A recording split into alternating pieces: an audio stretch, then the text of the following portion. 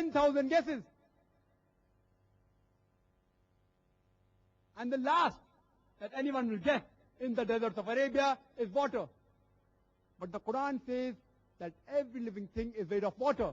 In Surah Al-Anbiya, chapter number 21, verse number 30.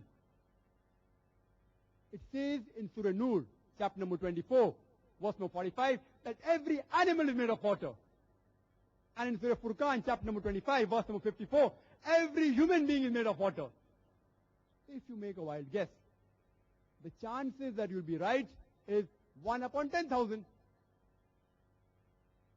The chances that if anyone makes 3 guesses and all 3 will be right, that the earth is spherical, that the light of the moon is reflected light, and every living thing is made of water, will be 1 upon 30 into 1 upon 2 into 1 upon 10,000. It is 1 upon 60,000. It works out to 0.0017%. I leave it up to you, the audience, to decide for yourself that if you apply this theory of probability to the Quran mentions hundreds of facts which were unknown at that time. If anyone made a guess, the chances that all the hundreds will be right, it will be somewhere very, very close to 0, and in the theory of probability, it will be 0.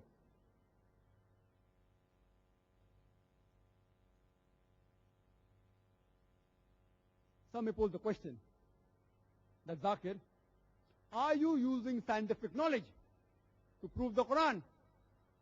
I would like to remind them that Quran is not a book of science, S-C-I-E-N-C-E. It is a book of signs, S-I-G-N-S. Quran has got 6,000 signs, ayat, more than 6,000, out of which more than 1,000 have scientific knowledge.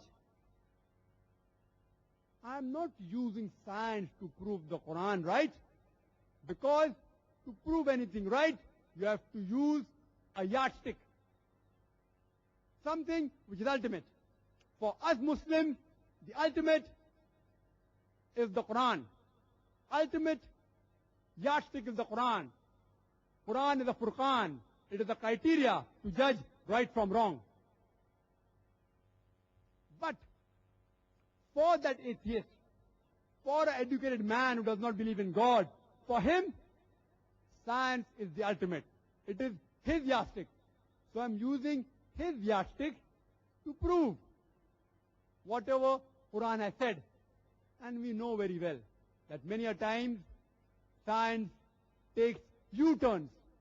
Therefore, I have only spoken about scientific facts which have got evidence and proof.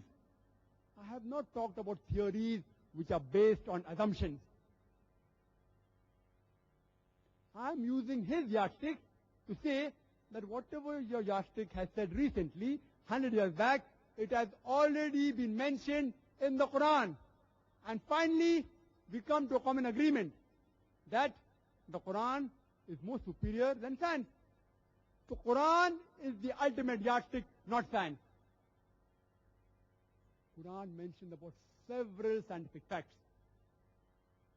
Quran says in Surah Taha, chapter number 20, verse number 53, that the plants have been created in pairs, which we discovered recently. It says in Surah Raj, chapter number 13, verse number 3, that the fruits are created in pairs. In the field of geology, it's mentioned in Surah Anam, chapter number 6, verse number 38, that the animals and birds live in communities, which science has discovered recently.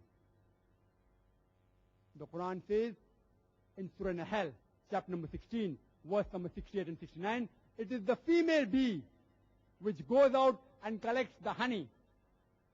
It is not the male bee, which science has discovered recently. These bees, they describe the pathway of the new garden they have found by the flapping of the wings. It's mentioned in the Quran, which we discovered recently. The Quran says in Surah Ankabut, chapter number 29, verse number 41, that the house of the spider is fragile.